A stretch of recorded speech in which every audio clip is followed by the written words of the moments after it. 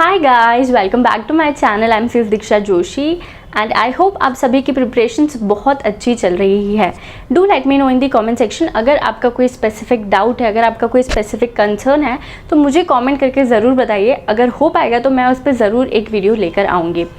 तो इस वीडियो में हम बात करने वाले हैं कि हमें राइटिंग प्रैक्टिस कैसे करनी है। अभी हमारे आसपास हर कोई क्या कहता है कि आपको राइटिंग प्रैक्टिस करनी चाहिए। मतलब मैं खुद भी ये चीज़ बहुत सारी अपनी वीडियोस में कह चुकी हूँ कि राइटिंग प्रैक्टिस इज़ मस्ट। अभी बोल तो दिया कि राइटिंग प्रैक्टिस आपको करनी है, पर करनी कैसी है, क्योंकि टाइम तो बहुत कम बाकी है। और अगर हम इस टाइम में, मतलब अब जब एक्चुअल हम लोग का रिविजन का टाइम चल रहा है, अगर हम उसमें अपने राइटिंग प्रैक्टिस करने बैठेंगे तो कितना टाइम वेस्ट हो जाएगा मैडम, आपको कुछ पता ही नहीं है। मैम अभी आप ही बताओ कि हम लोग पढ़ाई करें, रिवीजन करें, जो पोर्शन रह गया है उसको कंप्लीट करें, या राइटिंग प्रैक्टिस करें, स्कैनर सॉल्व करें, क्या क्या करें। टाइम तो इतना सा बाकी, अभी हम क्या करें। आपको नहीं पता है दीदी अभी हम किस चीज़ से गुजर रहे हैं। अरे बाबा, मुझे सब पता है कि तुम लोग अभी किस सिचुएशन से गुजर रहे हो, क्योंकि मैं खुद भी ऐसी सिचुएशन से गुजर चुकी हूँ। तो इन दिस वीडियो मैं आपको अपनी टिप्स बता रही हूँ कि मैं कैसे राइटिंग प्रैक्टिस करती थी, क्योंकि राइटिंग प्रैक्टिस हम छोड़ के तो नहीं जा सकते। अगर आप सीधे जाके एग्जाम में लिखोगे ना तो आपको लिखना ही नहीं आएगा कि कैसे लिखना है। इसलिए पास होना है तो राइटिंग प्रैक्टिस तो करनी ही पड़ेगी। उसको कैसे करना है मैं आप लोगों को वो बताती हूँ। आप इस वीडियो को एंड तक ज़रूर देखना। और वीडियो में आगे बढ़ने से पहले अगर आपने चैनल को अभी तक सब्सक्राइब नहीं किया है तो जाकर पहले सब्सक्राइब कर दो और इस वीडियो को लाइक भी कर देना। हम चलते हैं हमारी वीडियो में। तो अगर मैं अपनी टेक्निक आप लोगों के साथ शेयर करूं तो मैं यूज़ करती थी 3 टेक्निक्स अपने आंसर राइटिंग की प्रैक्टिस करने के लिए। फर्स्ट टेक्निक थी डॉक्टर टेक्निक, सेकंड टेक्निक है इंजीनियर टेक्निक और थर्ड टेक्निक है टीचर टेक्निक। अभी आप सोच रहे होंगे कि हम सीएस की पढ़ाई कर रहे हैं, सीएस की एग्जाम्स देनी है, क्या डॉक्टर, इंजीनियर, टीचर, क्या ये आपने बीच में लिया है। तो मैं आपको बताती हूँ कि क्या है ये 3 टेक्निक्स। ये मैंने खुद फॉर्म की है, मैंने इनके नाम भी खुद रखे थे। तो आई होप आपके लिए भी ये चीज़ उतनी ही हेल्पफुल रहे जितनी ये मेरे लिए हेल्पफुल थी।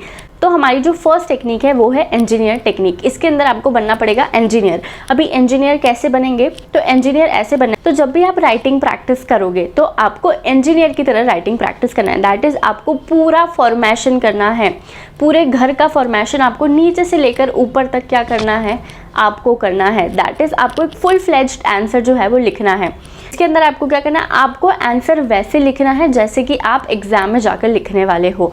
और आपको हर दिन 5 आंसर्स जो है वो आपको इंजीनियर मेथड से लिखना है। एंड आपको इस चीज़ को हैबिट बना लो। 5 आंसर आपको ऐसे लिखने में ज़्यादा से ज़्यादा 1 या 1.5 घंटा लगेगा, उससे ज़्यादा नहीं लगेगा। तो हम एक दिन में यार इतना टाइम तो निकाल ही सकते हैं अपनी एग्ज़ाम अगर क्लियर करनी है तो मैं ऐसा करती थी कि मैं हर दिन में 5 आंसर्स जो है उनको क्या करती थी, फुल फ्लेज्ड फॉर्मेट में लिखती थी।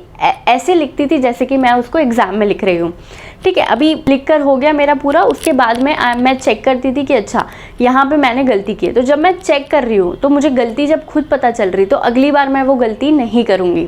तो ये हो गई हमारी फर्स्ट मेथड। और what I used to do was, मतलब ये चीज़ मैं करती थी। अभी आप अपने कन्वीनियंस के हिसाब से चीज़ को कर लेना। मैं क्या करती थी, जैसे कि आज है, मैं जो आज आंसर लिख रही हूँ तो मैं क्वेश्चंस उठाती थी, वो क्वेश्चंस जो कि मैंने 4-5 दिन पहले पढ़ाई की थी। तो इससे मेरे 2 काम हो जाते थे। एक तो मेरा रिविजन हो जाता था, प्लस अगर मुझे कुछ याद नहीं आया तो वो चीज़ रिकॉल भी हो जाती थी जब मैं चेक करती थी। तो दूसरा, मैं कनेक्टेड रहती थी उस चीज़ से जो कि मैंने पढ़ाई की है। और तीसरा, मेरी राइटिंग प्रैक्टिस भी होती थी। तो ये इसीलिए मैं क्या करती थी, मैं उस टॉपिक के क्वेश्चंस उठाती थी जो कि मैंने 2-4-5 दिन पहले पढ़े हैं। तो ये हो गई हमारी first technique. Now the second technique is doctor technique. इसके अंदर आपको बनना है डॉक्टर।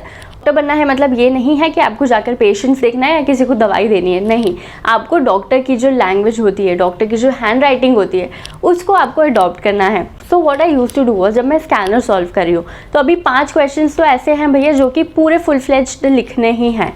अब जो बाकी सारे क्वेश्चंस हैं तो उनको क्या मैं पूरा लिखने बैठूंगी, नहीं। अगर मैं पूरा लिखने बैठूंगी तो मेरा पूरा दिन सिर्फ इस आंसर राइटिंग में ही चला जाएगा और मैं कुछ भी प्रोडक्टिव और नहीं कर पाऊंगी। So what I used to do was कि मैं डॉक्टर वाली लैंग्वेज में फटाफट क्वेश्चन देखा, सेक्रेटरियल ऑडिट पे क्वेश्चन है तो मैं फटाफट उसको लिखने लगती थी, पर डॉक्टर की लैंग्वेज। मतलब वो चीज़ मुझे भी समझ नहीं आती थी मैंने क्या लिखा है, बट एटलीस्ट मैं क्या कर रही हूँ, उसको उसी फॉर्मेट में लिख रही हूँ। इंट्रो में ये चीज़ लिखना है, नहीं समझ आ रहा, ठीक है, पर फटाफट लिखते जाओ, बोल के लिखते जाओ, वो चीज़ ख़त्म हो जाएगी आपके। ऐसे आपके 25 मिनट में 5 से 6 क्वेश्चन सॉल्व हो सकते हैं आराम से। तो ये हो गई हमारी सेकेंड मैथड। तो हमारी पहली मैथड थी इंजीनियर मैथड, उसमें आपको एक फुल फ्लेज्ड आंसर्स लिखने हैं, सेकंड में डॉक्टर बन जाना है और थर्ड में हमें बनना है टीचर। अभी क्या होगा कि जब आप स्कैनर सॉल्व करोगे, अभी सारे क्वेश्चंस आप ऐसे ऐसे डॉक्टर मैथड से लिख रहे हो, कुछ क्वेश्चंस ऐसे होंगे जो कि रिपीटेड होंगे, मतलब पहले भी वो क्वेश्चन आपने देखा है और उसको आपने डॉक्टर मैथड से आप ऑलरेडी लिख चुके हो। तब आपको बनना है टीचर, मतलब आपको उस चीज़ को क्या करना है, छोड़ना नहीं है, स्किप नहीं करेंगे कि हो गया, नहीं, आप उसको एक बार फटाफट से बोल लो, उसी फॉर्मेट में बोल लो। हाँ, इंट्रोडक्शन में मुझे ये चीज़ लिखनी है, ये पॉइंट्स इसके अंदर कवर्ड होंगे, ये इसकी लिमिट थी, ये चीज़ थी, और कंक्लूजन हो गया ख़त्म। ये तो आपका 3 मिनट में ही सॉल्व हो जाएगा। तो ये है हमारी 3 मैथड्स। आपको हर दिन में 5 क्वेश्चन जो है इंजीनियर बन के लिखना है, स्कैनर के सारे क्वेश्चंस आपको डॉक्टर बन के सॉल्व करना है, और जो क्वेश्चंस रिपीटेड है ना उनको आपको टीचर बन के क्या करना है, आंसर करना है। तो जब आप ये तीनों मेथड्स को यूज़ करोगे ना तो आपका कोई भी क्वेश्चन भी नहीं छूटेगा, आपकी राइटिंग प्रैक्टिस भी हो गई, आपको आंसर भी पता चल गया, आपको आपकी गलतियां भी पता चल गई, और आप एग्जाम में जाके एकदम नया नया फील नहीं करोगे। आप यूज टू होंगे उस फॉर्मेट से कि क्या फॉर्मेट होना चाहिए, कैसे आपको लिखना है, क्या वर्ड्स आपको यूज़ करना है। मैं डॉक्टर मैथड के लिए मैं एक वीडियो ऐड कर दे रही हूँ कि मैं कैसे आंसर को लिखती थी डॉक्टर मैथड से, ताकि आपको और क्लियर हो जाए चीज़ें। इन केस आपको कोई भी डाउट है, do let me know in the comment section. मैं ट्राई करूंगी कि मैं जल्दी से जल्दी आपका डाउट क्लियर कर पाऊँ। I hope you like this video, and if you like this video please like, share and comment and subscribe my channel if you have not it subscribed. और ये वीडियो देख लो डॉक्टर मैथड की। Bye bye, take care. Hi guys, तो मैं आपको इस video में ये बताने वाली हूँ मैं कैसे अपने आंसर राइटिंग की प्रैक्टिस डॉक्टर मैथड के साथ करती थी।